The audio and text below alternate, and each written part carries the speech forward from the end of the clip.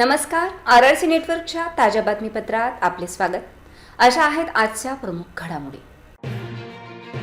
Headlines प्रस्तुत करता Marcus the readymade multibrand showroom. सर्वोत्तम quality, fresh stock, latest designs, reasonable rate. LRT college road, Raghuvanshi Mangal कार्यालयाच्या बाजूला, अकोला.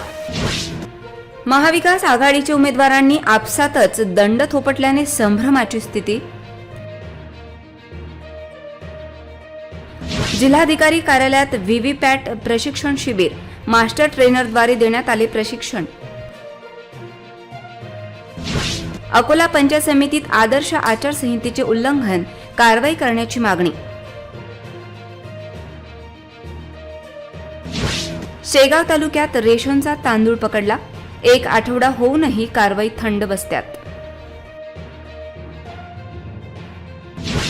अकोला पश्चिम विधानसभा निवडणूक विरोधात उच्च न्यायालयात याचिका, 26 मार्च रोजी सुनावणी.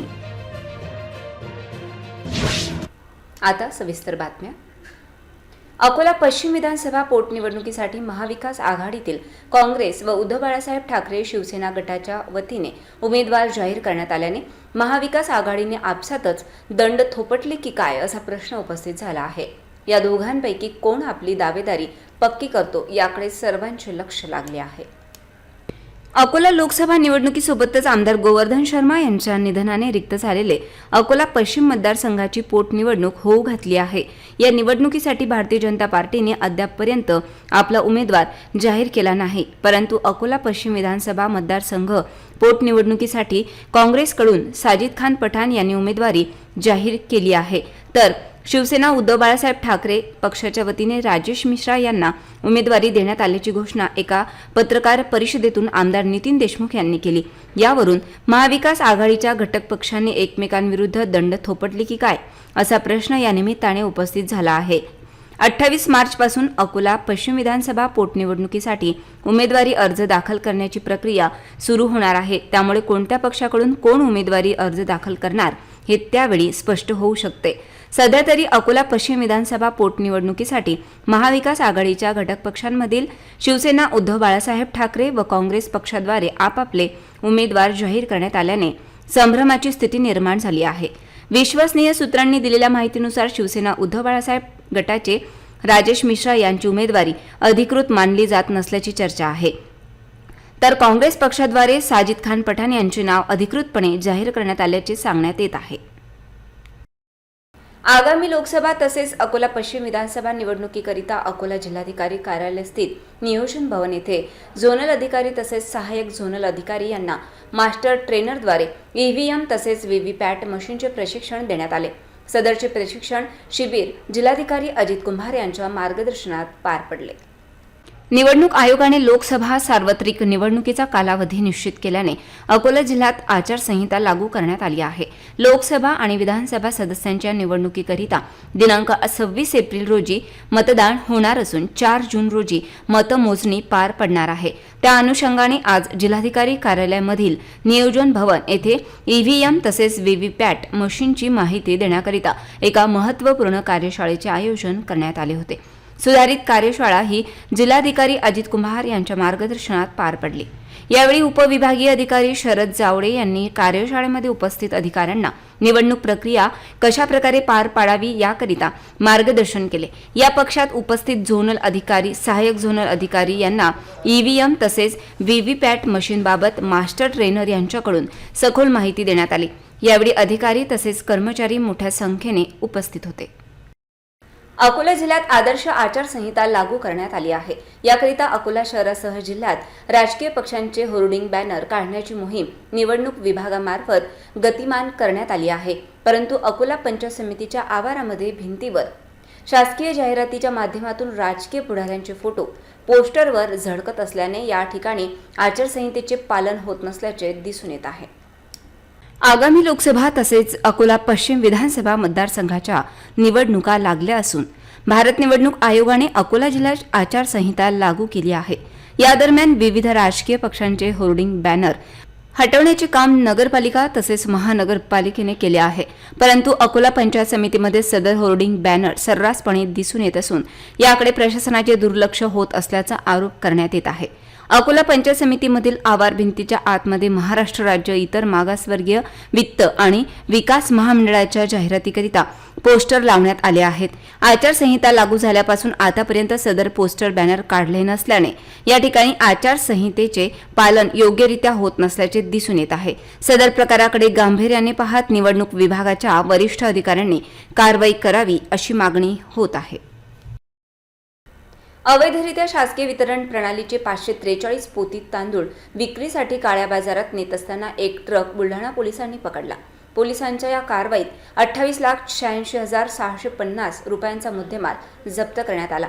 गेल्या रविवारी ही कारवाई करण्यात आली होती, परंतु शुक्रवारपर्यंत पोलिसांच्या वतीने या कारवाईनंतर काहीही पाऊल उचलण्यात आले नसल्याने पोलिसांच्या कार्यप्रणालीवर प्रश्नचिन्ह निर्माण झाले आहे. शासन गरिबांना कमी किमतीत रेशन उपलब्ध करून देते, मात्र धान्य माफिया गरिबांच्याच ताटातील घास हिसकावून घेण्यात मागे पुढे पाहत नाहीत. सरकारी रेशन दुकानात पोहोचणारा तांदूळाचा काळा बाजार करून बाहेरच्या राज्यात पाठवला जात होता. मात्र गेल्या रविवारी तपासादरम्यान पोलिसांनी हा तांदूळ पकडला. पोलिसांकडून मिळालेल्या माहितीनुसार खामगावचे अप्पर पोलीस अधीक्षक अशोक थोरात यांना गुप्त माहिती मिळाली होती की वरवट बकालकडून एक ट्रक रेशनचा तांदूळ घेऊन शेगावच्या दिशेने येत आहे. या तांदळाचा काळा बाजार केला जात आहे. या माहितीवरून शेगावच्या कालखेड रोडवर असलेल्या राधास्वामी सत्संग गेटसमोर पोलिसांनी सापळा रचला. हा ट्रक राधास्वामी सत्संगजवळ येताच पोलिसांनी त्याला अडविले. त्यानंतर ट्रकची झाडाझडती घेतली असता त्यामध्ये 543 पोती तांदूळ भरलेला आढळून आला. हा तांदूळ दारिद्र्य रेषेखालील लोकांना रेशन दुकानांवर वितरित केला जाणार होता. या कारवाईत पोलिसांनी 300 क्विंटल तांदूळ आणि ट्रक असा एकूण 28,86,650 रुपयांचा माल जप्त केला.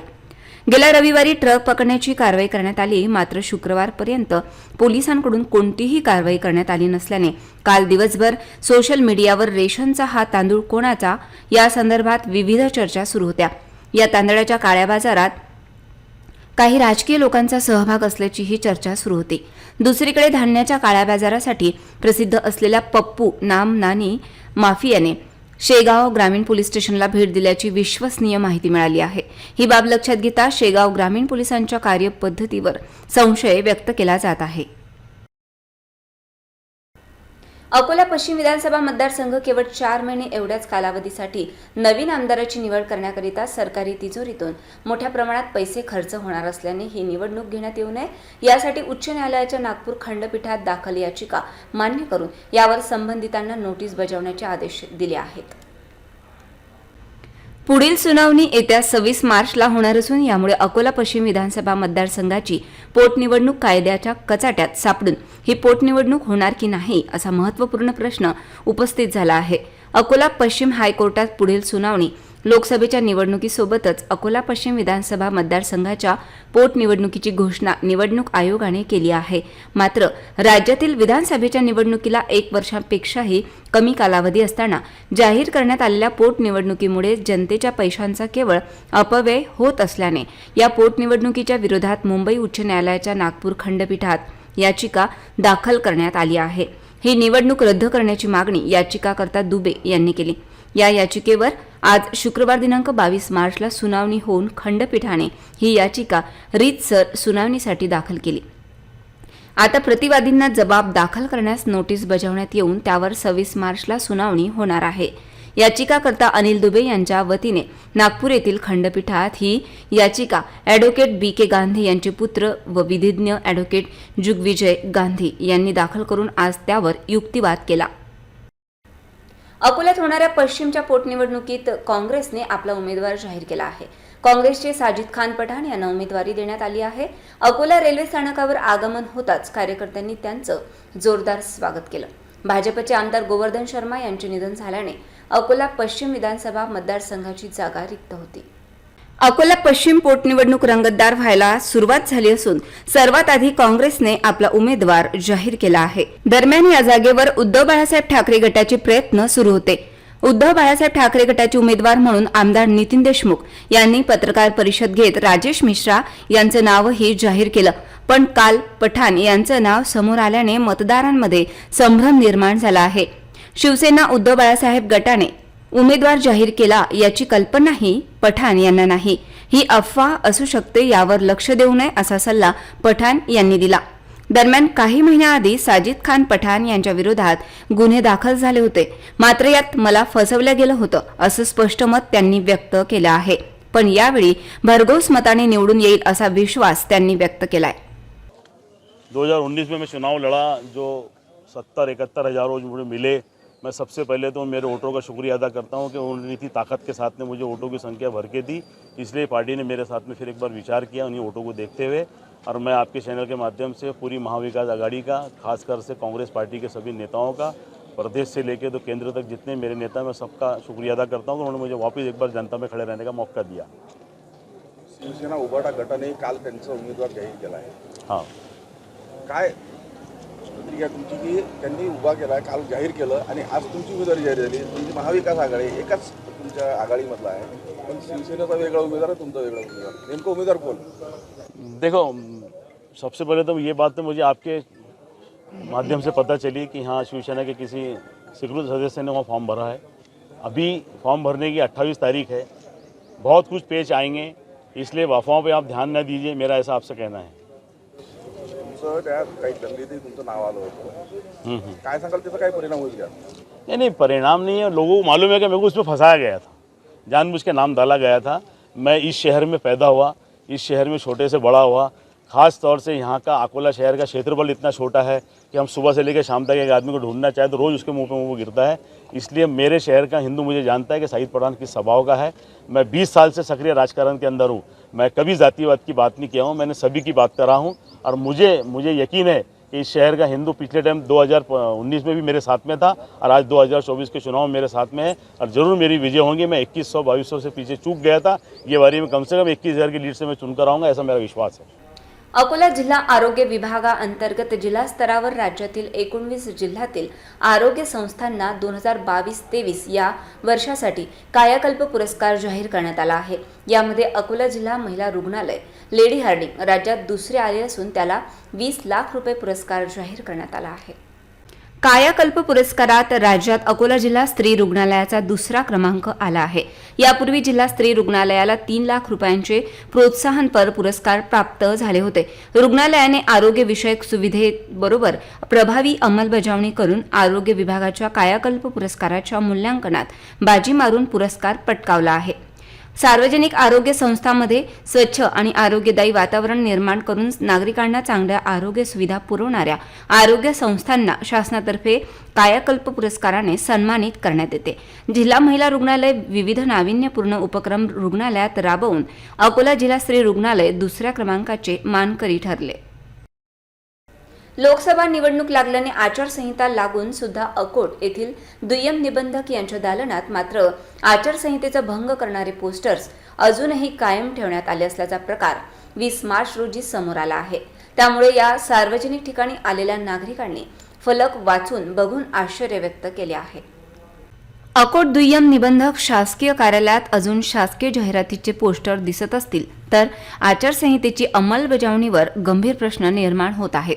अकोट येथील जुने तहसीलदार परिसरात असलेल्या दुय्यम निबंधक यांच्या कार्यालयात महसूल सप्ताहाची जाहिरात असलेले पोस्टर्स कायम आहेत. गत ऑगस्ट महिन्यात हा सप्ताह राबविण्यात आला होता. जनतेला दर्जेदार सेवा उपलब्ध करून देणारे सप्ताहाची राज्यकर्तेचे फोटो पोस्टर्स वर झळकत दिसत आहेत. त्यामुळे संबंधित निवडणूक यंत्रणेने दुय्यम निबंधक कार्यालयावर कारवाई करण्याची मागणी होत आहे. या संदर्भात दुय्यम निबंधक नितीन कुलकर्णी यांना सहाय्यक निवडणूक अधिकारी लोणारकर यांनी शोकॉज नोटीस बजावली होती. याचे उत्तर सुद्धा कुलकर्णी यांनी सादर केले आहे. परंतु नेमकी काय कारवाई केली हे गुलदस्त्यात आहे. अकोला जिल्हा पोलीस अधीक्षक यांनी काही दिवसांपूर्वी पोलीस दलातील अधिकारी व कर्मचाऱ्यांना हेल्मेटची सक्ती केली होती. परंतु गेल्या महिनाभरातच याचा विसर पोलिसांना पडल्याचे दिसत असून शहरात पोलीस वर्दीवर प्रवास करणारे पोलीस कर्मचारीही विना हेल्मेट प्रवास करीत असल्याने त्यांच्यावर कारवाई करण्याची मागणी होत आहे. तसेच शहरात ट्रिपल सीट प्रवास करणाऱ्यांची संख्या वाढत असून त्यांच्यावर कारवाई करण्यात यावी अशी मागणी होत आहे. जिल्हा पोलीस अधीक्षक बच्चन सिंह यांनी अकोला पोलीस दलातील सर्व अधिकारी व पोलीस कर्मचाऱ्यांना हेल्मेट सक्तीचे निर्देश दिले होते. या अनुषंगाने अधिकारी व कर्मचाऱ्यांनी वाहतुकीचे नियम पाळावे, जेणेकरून नागरिक यांचे अनुकरण करून वाहतुकीचे नियम पाळण्यास सुरुवात करतील. परंतु गेल्या काही दिवसांपासून पोलीस दलातील अधिकारी व कर्मचारी हे दुचाकीवरून फिरताना हेल्मेट वापरत नसल्याची बाब दिवसेंदिवस समोर येत असून पोलीस वर्दीतील पोलीस बांधव शहरात विना हेल्मेट प्रवास करीत असल्याने तसेच शहरात वाहतुकीच्या समस्या मोठ्या प्रमाणात निर्माण होत असून ट्रिपल सीट प्रवास करणाऱ्यांची संख्या दिवसेंदिवस वाढत असताना शहर वाहतूक शाखेच्या वतीने मात्र कारवाई थंड बस्त्यात असल्यामुळे कारवाई करण्याची मागणी पुढे येत आहे. रस्त्याच्या कडेला उभ्या ट्रकला मागून आलेल्या कारने धडक दिल्याची घटना 20 मार्च रोजी रात्री 12 वाजताच्या सुमारास दगडपारवा तिवसा दरम्यान घडली. त्यानंतर कारमध्ये शॉर्ट सर्किट झाल्याने कारने पेट घेतला. या आगीच्या भक्ष्यस्थानी ट्रकही आला, त्यामुळे दोन्ही वाहने जळून खाक झालीत. सुदैवाने जीवितहानी झाली नाही. दगडपारवा तिवसा दरम्यान ट्रकचे मालक चालक अब्दुल अजीज अब्दुल करीम राहणार गंगानगर अकोला यांनी ट्रकचे टायर पंक्चर झाल्याने ट्रक रस्त्याच्या डाव्या बाजूला उभा केला होता. यावेळी ट्रकच्या मागील बाजूने कार चालक सय्यद अझहर सय्यद असगर याने धडक मारली. त्यामुळे कारमध्ये शॉर्ट सर्किट होऊन कारला आग लागली. त्यानंतर ट्रकनेही पेट घेतला. या आगीमध्ये दोन्ही वाहने जळून खाक झाली असून वाहनांचे मोठे नुकसान झाले आहे. अग्निशमन दलाने घटनास्थळी पोहोचून आगीवर नियंत्रण मिळविले. या घटनेत ट्रक जळाल्याने 12 लाख व कारचे 3 लाखाचे अंदाजे नुकसान झाले आहे, अशी माहिती ट्रक मालक व कार मालकांनी दिली. अकोला लोकसभा निवडणुकीसाठी प्रशासन सज्ज झाले असून शहरातील MIDC येथील वखार महामंडळाच्या गोदामातून निवडणुकीच्या वापरासाठी लागणारे कंट्रोल युनिट, बॅलेट युनिट तसेच व्हीव्हीपॅट मशीन जिल्ह्यातील विविध तालुक्यात वितरित करण्यात आले.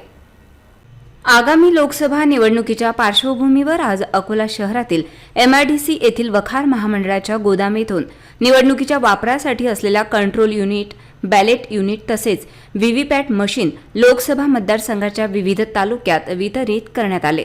लोकसभा व विधानसभा सदस्यांच्या निवडणुकीकरिता दिनांक 26 एप्रिल रोजी मतदान होणार असून 4 जून रोजी मतमोजणी पार पडणार आहे. याकरिता 477 बॅलेट युनिट, 477 कंट्रोल युनिट तर 508 व्हीव्हीपॅट मशीन वितरित करण्यात आले.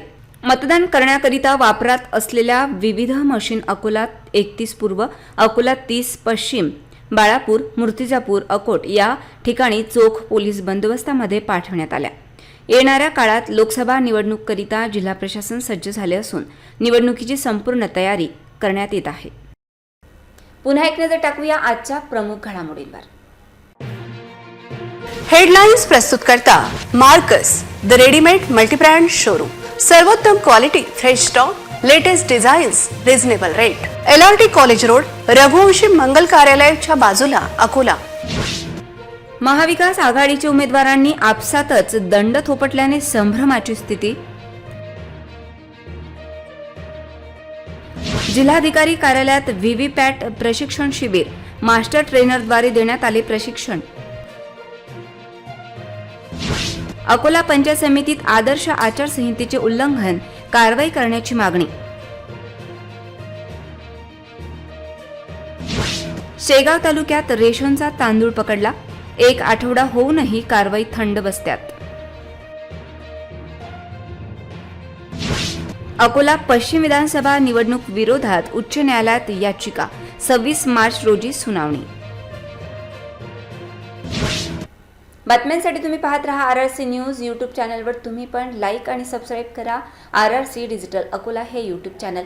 जगभरात कुठेही पहा RRC डिजिटल अकोला. पुन्हा भेटूया ताज्या बातम्यांसह, नव्या घडामोडींसह, नव्या बातमीपत्रात. तोवर नमस्कार.